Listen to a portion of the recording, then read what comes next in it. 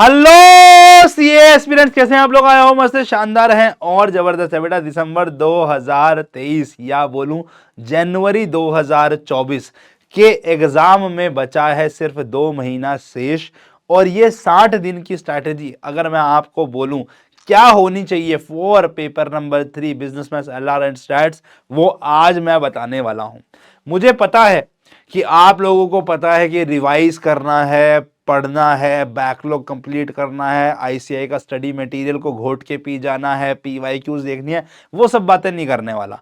आज मैं जो मेरे पास में कमेंट्स आते हैं पर्सनली, जो बच्चे मुझे डीएम करते हैं या मुझसे क्लास में पूछते हैं या मैं यूट्यूब पे कमेंट्स देखता हूं तुम्हारे, उनके आधार पर मैं आपको एक ऐसी स्ट्रेटेजी देने वाला हूं जिस पे तुम्हारा टेंशन रिलीज हो जाएगा, जिस पे तुमको श्योरिटी हो जाएगी बेटा इसके बाद अब मेरा पास होना निश्चित है। वो स्ट्रेटेजी है ये पर्टिकुलर चैप्टर्स के आधार पर। मुझसे बार बार पूछते हैं, जब मैं बता चुका हूं फिर भी मुझसे बार बार पूछते हैं कि सर अब ये 60 दिनों पर मैं किन पे सबसे पहले फोकस करूं, मैं इन 60 दिन में क्या ऐसा पक्का कर लूं जो आसान भी है, जिसको करने से मेरी नैया पार भी हो जाएगी। तो वो है बेटा, मैं एक एक टॉपिक से बात कर रहा हूं, मैंने टॉपिक भी अलग कर दिए किसी चैप्टर में जहां पे तुमको दिक्कत है। शुरू करता हूं मैं आपका फर्स्ट चैप्टर से। तो भैया रेशियो हो, प्रपोर्शन हो, इंडाइसिस हो, इसके क्वेश्चन तुम कर लेते हो। स्टेटमेंट वाले क्वेश्चन बनाना सीख लो क्योंकि आगे भी दिक्कत देते हैं, वो मुझे पता है कुछ बच्चों ने छोड़े हैं। मत छोड़, इक्वेशन भी हिलेगा नहीं तेरे से, पीएनसी नहीं हिलेगा, प्रोबेबिलिटी नहीं हिलेगा, टीवीएम में भी अटकेगा फिर उसके बाद तू आगे जितने भी स्टेटमेंट वाले क्वेश्चन आएंगे वहां परेशान आएगा। यहीं पर जो स्टेटमेंट वाले क्वेश्चन है, या मुझे पता है इक्वेशन से भी तू घबराएगा, जब स्टेटमेंट वाले क्वेश्चन आएंगे वो भी पढ़ना जरूरी है।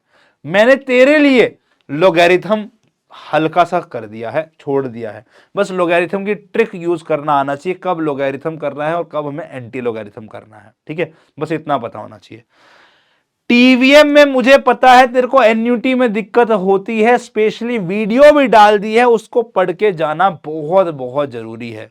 लीनियर इनइक्वालिटी चाहे छोड़ दे, नहीं छोड़ना नहीं, लीनियर इक्वालिटी भी पढ़ना बहुत जरूरी है, सेट्स भी पढ़ना बहुत जरूरी है।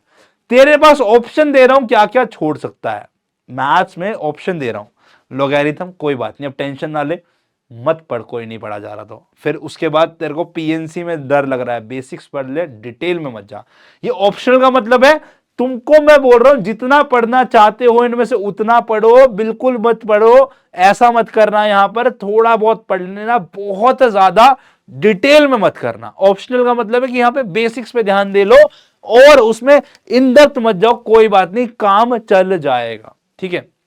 अगेन सीक्वेंस एंड सीरीज, ये एक ऐसा चैप्टर है बेटा जहां पर आसान क्वेश्चन हो जाता है, डायरेक्टली फॉर्मूला बेस्ड क्वेश्चन हो जाता है, बट जैसे ही मैं लैंग्वेज घुमाऊंगा थोड़ा सा डिफिकल्ट क्वेश्चन लाऊंगा उसमें दिक्कत आएगी।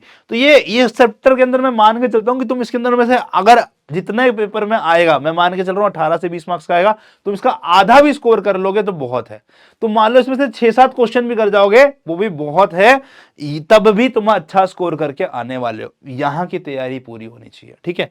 फिर आता है रिलेशन एंड फंक्शन। अब रिलेशन एंड फंक्शन में प्रॉपर्टीज ऑफ रिलेशन में दिक्कत आ रही है, इनवर्स फंक्शन निकालने में दिक्कत आ रही है, कोई बात नहीं, मुझे पता है, छोड़ दे। ये उन बच्चों के लिए है जो एकदम मतलब होता है ना कि कम मेहनत करने वाले हैं, तुम्हारे लिए इतना सारा मैंने बोला, कोई बात नहीं, इसका बेसिक पढ़ ले, छोड़ दे, ये पक्का कर ले मेरे भाई।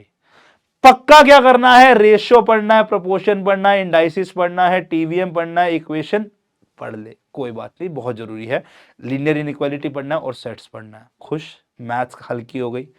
लॉजिकल रीजनिंग किसी को कोई दिक्कत होती ही नहीं है, बहुत आसान है, इसका प्रैक्टिस अच्छे से करके जाना, वेराइटीज ऑफ क्वेश्चन देखकर जाना।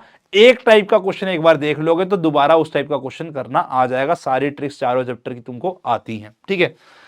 स्किप क्या कर सकते हो? डिफरेंशिएशन इंटीग्रेशन अगर क्लास 11वीं 12वीं में नहीं पढ़कर आए हो, 11वीं 12वीं वालों के लिए तो भैया हलवा है ये डिफरेंशिएशन इंटीग्रेशन, उनको तो दिक्कत आती ही नहीं है, उनको तो यहां पर भी दिक्कत इतनी नहीं आ रही है, ठीक है? अब आती है स्टैट्स की बात, यहां आती है असली दिक्कत शुरू। ये चाहे मैथ्स का और नॉन मैथ्स का दोनों फंसते हैं यहां पे, ठीक है? पहला चैप्टर थ्योरी है, गलती से भी गलती मत करियो, वहां पर हल्के में मत लेकर जाइए इस चैप्टर को। ये वो चैप्टर है आपका भाई जून 2023 में कम मार्क्स का आया था, बट उससे पहले वाले अटेम्प्ट में 6-7 नंबर का आ ही जाता है। तो ये जो 6 से 7 नंबर है ना, तेरे को पक्के करने बहुत बहुत जरूरी है। स्टैटिस्टिकल डिस्क्रिप्शन और डेटा तेरे सारे दोस्तों को बोल दियो भाई, अगर ये आएगा फ्री फंड के नंबर देके जाएगा, इसको अच्छे से तैयार कर देना। रामबाण में सारा कुछ डिटेल में मैंने फ्री में भी दे रखा है, वहां से चाहे तो वहां से भी पढ़ ले इसको, ठीक है। एमओसी एंड एमओडी मतलब measure of central tendency and measure of dispersion, ये चैप्टर बहुत इंपॉर्टेंट है भाई। ये नहीं पढ़ोगे तो ये भी रह जाएगा, यहां पे भी दिक्कत आएगी, है ना। तो ये चैप्टर तो करना ही करना पड़ेगा, और सबसे ज्यादा स्कोरिंग है, सबसे ज्यादा मार्क्स का चैप्टर आता है भाई। दोनों मिलाकर 12-13 नंबर के आते हैं, अच्छी खासी वेटेज रख रहे हैं। इसके अंदर में थोड़ी सी मेहनत कर ले, डायरेक्टली फॉर्मूला बेस्ड क्वेश्चन आएंगे, फॉर्मूलाज पता है, आंसर निकालना है, प्रॉपर्टीज पता है, आंसर निकालना है, याद करने वाली चीजें। ये तो हलवा चैप्टर है। 5 फ्री फंड के नंबर, मतलब ये अगर मैं बात करूं ना, तुम्हारे लगभग लगभग 20 से 22 नंबर तो ये स्टैट्स के पक्के हो जाते हैं। आधी स्टैट्स तो यही नहीं पड़ गई तुम्हारी। यहां तुम थोड़ा सा पेन ले लो, ठीक है। फॉर्मूला बड़े हैं, अगर आप लोगों ने पीवाईक्यूज देखे होंगे, इतने इजी क्वेश्चन आते हैं ना पीवाईक्यूज के, अगर आप देखोगे ना, मतलब एग्जाम में ऐसे क्वेश्चन आएंगे, ओ हो ये फॉर्मूला है, लगा दिया आंसर, फॉर्मूला लगाया आंसर आ गया, फॉर्मूला लगाया आंसर आ गया। सारे फॉर्मूलाज आपको रिग्रेशन के जितने भी बताए हैं वो पता होने चाहिए। कोरिलेशन के अंदर में एक एक चीज आपको पता होनी चाहिए जो समझाई गई है। सारे टाइप्स के हमारे जो कोरिलेशन कोफिशिएंट निकालने के तरीके हैं वो पता होने चाहिए, आराम से कर लोगे। अब यहां क्या छोड़ा अपन ने, बेसिक्स ऑफ प्रोबेबिलिटी पढ़ लेना भाई, ठीक है। ये भी ऑप्शनल दे रहा हूं, हार्ड लेवल का स्किप मार दे, ठीक है। मुझे पता है तुम इसको देखकर बोलते हो यार प्रोबेबिलिटी नहीं हो रही, प्रोबेबिलिटी नहीं हो रही, कोई बात नहीं, जा जी ले अपनी जिंदगी पारो, ठीक है। बेसिक्स क्वेश्चन, ठीक है, जहां पे मुझे पता है कि भैया मेरे को favourable cases by total cases निकालना है, मेरे को कंडीशनल प्रोबेबिलिटी यूज करनी है, मुझे पता होना चाहिए। जहां पे सेट थ्योरेटिकल अप्रोच लगानी है, जहां पे, तभी मैंने सेट्स यहां डाला, इसका यूज आने वाला है, ठीक है। सेट्स वाले जितने भी क्वेश्चन है ये बेसिक क्वेश्चन है भाई। पीएनसी का थोड़ा सा टेढ़ा मेढ़ा कंसेप्ट यूज करके जो क्वेश्चन होता है नहीं हो रहे, कोई बात नहीं है।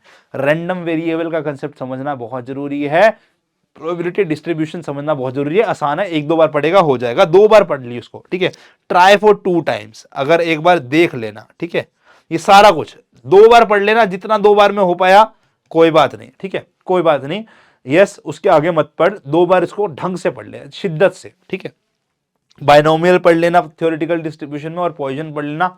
नॉर्मल नहीं समझ में आई 2 बार पढ़ने के बाद तो स्किप मार देना। ओके, मैंने तेरा लगभग 7 से 8 नंबर का स्किप कराया है, 18-19 नंबर का तेरे को ऑप्शनल में डाला है, और 70 से 75 नंबर का पक्का कराया है भाई, गारंटी दे रहा हूं।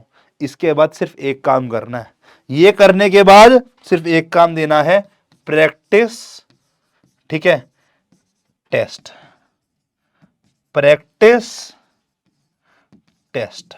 अब प्रैक्टिस का मतलब क्या है, आपने कंसेप्ट रिवाइज किए, यस, और उसके साथ साथ में आपने हर कंसेप्ट पे 20 से 25 क्वेश्चन ट्राई किए, ठीक है। फिर जाके उन सब चैप्टर का टेस्ट दे दिया जो भी आपको अवेलेबल मिल रहे हैं, ठीक है। फिर प्रैक्टिस करी, फिर टेस्ट दिया। ये साइकिल दोहरानी है अगले 60 दिन के अंदर, ठीक है। आप सर ये आप डिसाइड करो कि ये जो आप पढ़ाई करोगे, ये 2 बार पढ़ोगे, इसको 3 बार पढ़ोगे, आप पे छोड़ता हूं। ये मिनिमम 2 बार करना है, ये 1 बार पढ़ के देख लियो, नहीं हो तो कोई बात नहीं, छोड़ दियो। यस, मैं आपको ये बोल रहा हूं, पक्का होना चाहिए ये, जब तक आपका पक्का ना हो तब तक छोड़ेंगे नहीं, मांझी की तरह।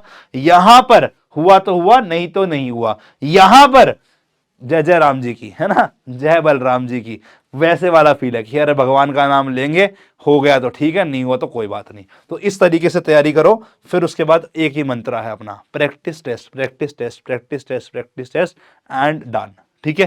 क्लियर है बेटा।